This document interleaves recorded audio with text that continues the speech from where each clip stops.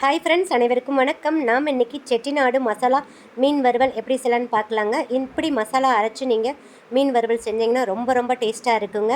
கொஞ்சம் கூட எண்ணெய் குடிக்காது, அதுக்கான டிப்ஸும் நான் சொல்லியிருக்கேன். அதே மாதிரி கொஞ்சம் கூட மசாலாவும் உதிராதுங்க. நீங்களும் இந்த ஃபிஷ்ஷை ட்ரை பண்ணி பாருங்கள், ரொம்ப ரொம்ப டேஸ்ட்டாக இருக்கும். வாங்க வீடியோக்குள்ளே போகலாம். வீடியோக்குள்ளே போகிறதுக்கு முன்னாடி நம்ம சேனலை இன்னும் சப்ஸ்கிரைப் பண்ணாத நண்பர்கள் ப்ளீஸ் சப்ஸ்கிரைப் பண்ணுங்கள், சப்போர்ட் பண்ணுங்கள். வாங்க இப்போ வீடியோக்குள்ளே போகலாம். நான் இன்றைக்கி 1/2 kg பாறை மீன் வாங்கிட்டு வந்திருக்கேங்க. பாறை மீனை வந்துட்டு நல்லா உப்பு மஞ்சள் தூள் போட்டு நல்லா ஒரு 4-5 டைமுக்கு நல்லா வாஷ் பண்ணிடுங்க.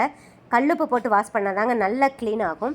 அதுக்கப்புறம் ஒரு எலுமிச்சம்பழத்தை பிழிஞ்சு விட்டுட்டு ஒரு 2 செகண்ட் அப்படியே விட்டுட்டு நெக்ஸ்ட்டு ஒரு நல்ல தண்ணியில் நல்லா வாஷ் அவுட் பண்ணிடுங்க. இந்த மாதிரி எலுமிச்சம்பழம் சேர்க்குறதுனால ஃபிஷ் நல்லா சாஃப்ட் ஆகும். அதே டைமில் அந்த ஃபிஷ்ஷோட ஸ்மெல் அதிக அளவு அடிக்காமலும் இருக்குங்க. ஸோ இந்த டிப்ஸை ஃபாலோ பண்ணி பாருங்கள். இப்போ இந்த ஃபிஷ்ஷுக்கு தேவையான அளவு மசாலா அரைச்சிடலாங்க. இப்போ மிக்ஸி ஜார் எடுத்துக்கோங்க. 1 டீஸ்பூன் சீரகம், நான் சொல்கிற அளவுகள் எல்லாமே கொஞ்சம் பெரிய ஸ்பூனில் எடுத்துக்கோங்க. நெக்ஸ்ட்டு 1 டீஸ்பூன் சோம்பு, ஏன்னா நம்ம 1/2 kg எடுத்துருக்கிறதுனால கொஞ்சம் பெரிய ஸ்பூனில் எடுத்துக்கோங்க. நெக்ஸ்ட்டு 1/2 டீஸ்பூன் குறுமிளகு, 1/2 இன்ச்சு சைஸுக்கு பட்டை 2 துண்டை உடச்சி வச்சுருக்கேன். நெக்ஸ்ட்டு 1 கிராம்பு, நெக்ஸ்ட்டு பாருங்கள் கொஞ்சமாக சிறிதளவு கல்பாசி, நெக்ஸ்ட்டு 1 டீஸ்பூன் கசகசா.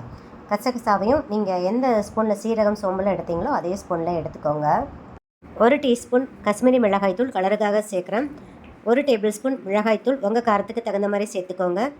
1/2 டீஸ்பூன் கரம் மசாலா தூள், 1/2 டீஸ்பூன் மஞ்சள் தூள், 2 டேபிள் ஸ்பூன் பச்சரிசி மாவு.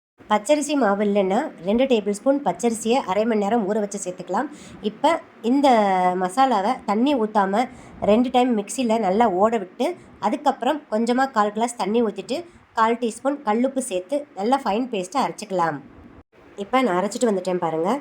இந்த அளவுக்கு மசாலா நல்லா பேஸ்ட்டாக இருக்கணும். அதனால் 1/4 கிளாஸுக்கும் கம்மியான அளவே தண்ணி ஊற்றி அரைச்சிக்கோங்க. அதுக்கப்புறம் பார்த்துட்டு ரொம்ப கெட்டியாக இருந்துச்சுன்னா கொஞ்சம் தண்ணி சேர்த்து நல்லா இந்த மாதிரி ஃபைனாக அரைச்சிக்கோங்க. எந்த அளவுக்கு ஃபைனாக அரைக்க முடியுமோ அந்த அளவுக்கு ஃபைனாக அரைச்சிக்கோங்க.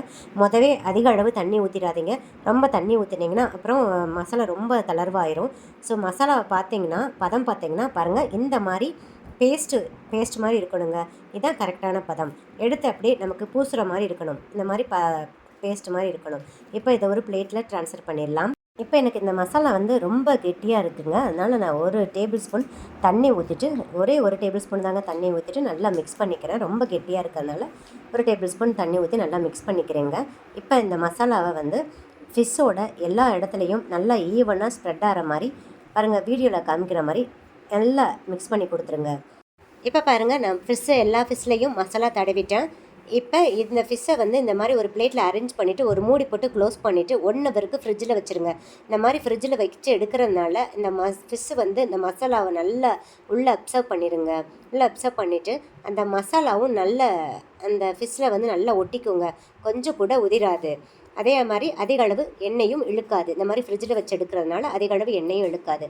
இப்போ நம்ம மூடி போட்டு க்ளோஸ் பண்ணிவிட்டு 1 ஹவருக்கு ஃப்ரிட்ஜில் வச்சிடலாங்க. ஃப்ரீசரில் இல்லைங்க, ஃப்ரிட்ஜில் வச்சு எடுத்துடலாம். இப்போ நான் 1 ஹவர் ஃப்ரிட்ஜில் வச்சு எடுத்துகிட்டு வந்துட்டேன். மசாலா பாருங்கள் நல்லா செட் ஆயிடுச்சு. இப்போ தவா எடுத்துக்கோங்க. அதில் 2 டேபிள் ஸ்பூன் ஆயில் ஊற்றிக்கோங்க.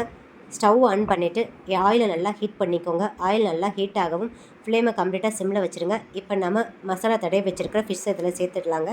சேர்த்துட்டு உடனே திருப்பி போடாதீங்க. ஒரு 2 நிமிஷம் வெயிட் பண்ணுங்கள். அதுக்கப்புறம் திருப்பி போடுங்க. ஃப்ளேமை ஹையில் வச்சிங்கன்னா மசாலா மேலே இருக்கிற மசாலா கறியிருங்க, உள்ளே இருக்கிற ஃபிஷ்ஷு வேகாது. அதனால் சிம் டு மீடியமில் வச்சு நல்லா சிவந்து வர்ற அளவுக்கு வறுத்து எடுத்துக்கோங்க. இப்போ திருப்பி போடுங்க. பாருங்கள், இந்த பக்கம் நல்லா சிவந்துருச்சு. அதே மாதிரி திருப்பி போட்டு ஒரு 3 நிமிஷத்துக்கு அப்படியே விட்டுருங்க. பாருங்கள், இப்போ 3 நிமிஷம் ஆயிடுச்சு. இப்போ திருப்பி போடுங்க. 2 பக்கமும் நல்லா சிவந்து வந்துருச்சு. அந்த ஏர் பபிள்ஸும் ஒரு 95% அடங்கியிருக்குங்க. பாருங்கள், சூப்பராக கோல்டன் கலரில் நல்லா சிவந்து வந்துருச்சுங்க. மசாலா கொஞ்சம் கூட தவால ஒட்டலைங்க. நீங்களே பார்க்குறீங்க பாருங்கள். இந்த மாதிரி டிப்ஸ் எல்லாம் ஃபாலோ பண்ணி செய்யுங்க. எண்ணெயும் அதிக அளவு இழுக்காதுங்க. இப்போ இதே மாதிரி எல்லா ஃபிஷ்ஷையும் நம்ம வேக வச்சு எடுத்துடலாங்க. இதை ஒரு பிளேட்டுக்கு ட்ரான்ஸ்ஃபர் பண்ணிடலாம். பாருங்கள், ஃபைனலாக நம்மளோட செட்டிநாடு மசாலா மீன் வறுவல் ரெடி ஆகிடுச்சுங்க.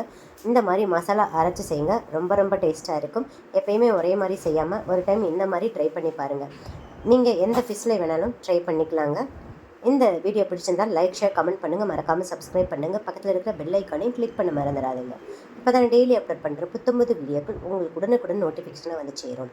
தேங்க்யூ. தேங்க்ஸ் ஃபார் வாட்சிங். சுவை அறிந்திட சுவைத்து பாருங்கள்.